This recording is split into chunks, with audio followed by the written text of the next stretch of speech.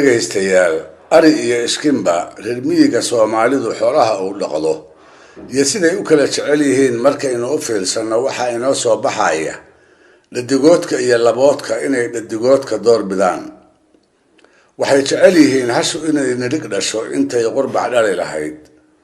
sacu inuu weel dhalo intuu dibi dhali lahaa ridu inay waxar dhasho intay orgi dhali lahayd laxduna ay nayl dhasho intii ay wan dhali lahayd sababta in la gartaana ma cusla oo waxay daaran tahay tirada guud ee xoolaha qoysku leeyahay iyo caanaha ay ka helaan oo kordha mar walba oo dhadiga xeryaha ugu jiraana uu kordho ganacsiga xoolo dhoofinta intii aanay Soomaalidu baran waa 60 sano muddo aan wax quban ka badnayn wananka dibida iyo orgida waxba laguma fali jirin in badan oo ka mid ahayna reeraha leh intay ku dhex gaboobaan ayay waa dambe dar alla isaga baqtiyi jireen waa run oo way qalan jireen laboodka geelana way raran jireen hase ahaatee tirada joogta ayaa goor walba waxay ka badnayd tirada uu qoys hebel u baahan yahay sidaa daraadeed xilliyada abaaraha iyo biyawaaga waxay reer miyigu dhab ugu mintidaan xoolaha kuwooda dhadiga ah badbaadintooda hasha saca rida iyo laxda ayay biyaha iyo baadkaba u buriyaan maalinta ceel iyaga ayay hormariyaan jeer ay wabxaana laboodku darka ma soo galo weylaha iyo ariga doonka ah wixii uu jiiraalku jilciyo aroor dheer uma kaxeeyaan haddii la kari karo sida waayeelka iyo caruurta ayaa haamo loogu soo dhaamiyaa xeryaha la degan yahay ayaana biyaha loogu keenaa laguna waraabiyaa xilligaa oo kale dankama ay yeeshaan awrta dibida iyo orgidu inay abaaraha raacaan haddii qaalmaha sabeenaha iyo ceesaamuhu ay u soo doogaan oo guga iyo dayrta xilli roobaad ay naftu ku sinto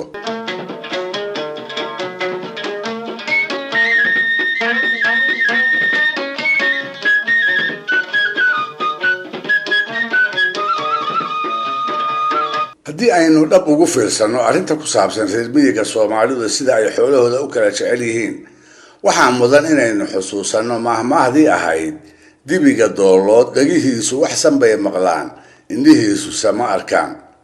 taasoo ah mahmaah in badan inooga iftiimin karaysa hiddaha reer miyiga Soomaalida gaar ahaan qaybihiisa xoolo dhaqashada ku saabsan waxaa la yiri maalinta ay kalan tahay oo bari oo kale la subi doono habeenka ka horeeya loodu waa isku wada mid oo dhadigood iyo labood looba kala sooco waayeelka iyo dhalinyaraduba waxay ku hawshoon yihiin aroorinteeda iyo ururinta agabkii lagu subi lahaa dar wadaan dawlis iyo wixii la mid ah rag iyo haweenba looda aroorta goor hore hala arooriyo looda yaan yeelka laga kala iloobin iyo wixii la mid ah ayaa la isku guubaabiyaa oo habeenka oo kale dhagaha dibiga ku soo noqnoqota kolkaas buu ileen looda wuu ku jiraay isna kala bataa waaga barigiisana sugi waaya ha yeeshee barqadii kolka ceelka la tago ayuu candhuuf dib u liqaa markuu maago loodii uu la soo arooray inuu darka la galo ayuu la kulmaa wax aan ahayn wixii xalay maqalkiisa ku soo dhacayay kaalinka iyo agahiisaba looma ogolaado haddii uu ku soo dhawaadana sida dugaagii ayaa laga yoreeyaa kolba sacirmaan ama riman baa biyaha loogu yeeryeeraa isagana waa laga ceshiimeeyaa bur weyn bay kurayadu ku hor joogsadaan markuu soo qamaamana geesaha ayay baduugaha kaga dhigaan weli isaga oo la gees garaacayo ayaa wixii dhadig ah biyaha lagu rakaadaa oo qabaal loo buuxiyey loona midaftiray kolba lagu soo duwaa goor uu oon la gorongolay biyihii ceelkana aan wadaan qurihii ku harin ayaa dibiga usha laga daayaa dabadeedna isaga iyo dacda ayaa loo kala tagaa weli isaga oo aan haraadkii ka bi'in oo qaraac ah ayuu iska dabagalaa loodii uu la soo arooray lana fulaa kolka xalay oo dhan wixii uu maqlaayay iyo maanta wixii uu arkay soo kaaf iyo kala dheeri maaha waa sababtii loo yiri dibiga doolood dhagihiisu wax sanbay maqlaan indhihiisuse ma arkaan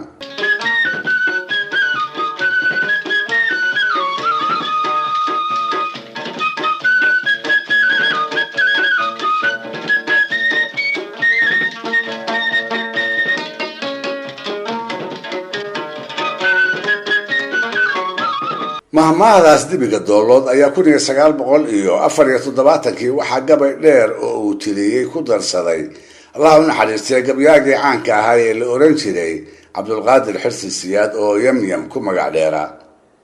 gabaygaas oo uu wariye ku magacaabay iyo weliba laba kale oo ay isku mar soo baxeen ayaa waxay xambaarsanaayeen dhaliilo xoog leh iyo canaan uu u jeedinayay xukuumaddii kacaanka ee Soomaaliya ka talinaysay intii u dhaxaysay sanadihii 1969 ilaa horaantii 1991.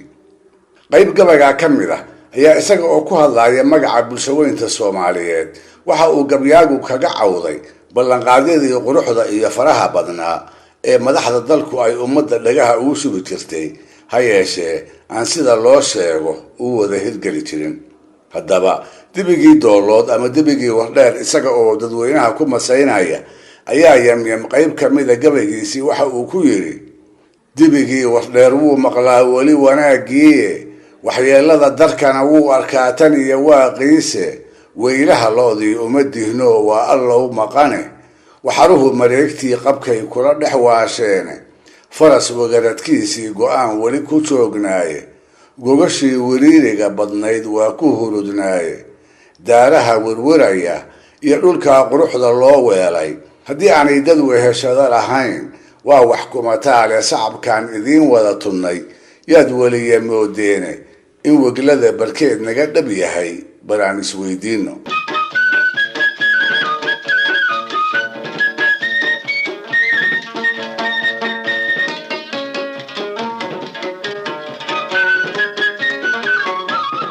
eegana dhegaystayaal waa hal abuur kale oo gabayadiisa midkood kor uu wax ku tusaaleynayay isaguna mahmaahaha Soomaalida ciirsaday daliil la cuskan karana ka dhigtay.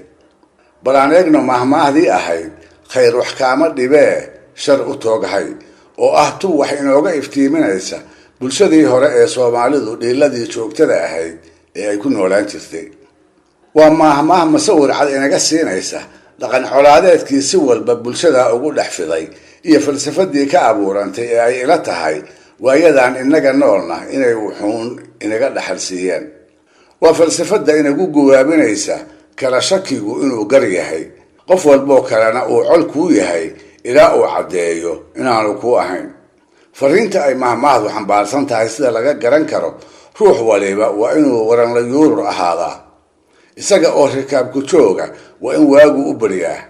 waana in warmaha iyo gaashaankuba ay gacnihiisa ku nagaadaan. habeen iyo maalin goor la joogaba waa inuu mar walbaba ka digtoon yahay cadow uusan ogeyn bal horta inuu jiro iyo in kale, cod aanu garanayn goor uu ku soo aadan yahay iyo afarta garjaho tan uu kaga imaan doono. mahmaahdan ah khayr wax kaama dhibee shar u tooghay ayaa 70-adii qarnigii hore waxaa gabayadiisa midkood ku soo daray gabyaaga la yiraahdo Axmed Maxamed Shirwac oo dhuuracsa lagu naanayso. iyadoo ay cid waliba garan karto ayay ka muuqataa gabay wada canaana oo uu la jeeday nin markaa madax ahaa isagana ay xigaalo ahaayeen, kaasoo sida uu gabyaagu rumaysnaa aad isaga indhatiraayay, aadna uga damanaa halis ku soo fool lahayd iyo shirqoollo fara badanoo si joogto ah intii cadowga u ahayd ay ugu maleegayeen. haddaba tuduc gabaygaa ku jiray oo mahmaadaasna u adeegsaday ayuu hal abuurku wuxuu ku yiri: ruuxii wanaag kuu taraasama la taartaaye, kuma taakuleeyaha ku neceb looma xidho taabe, nimaan kuu turayn weligii waa la iska tiirshaaye, khayr wax lama tagee wax la yidhi bala u toog dhowre, tub lagaaga soo digay ku joog, tala miyaad mooday.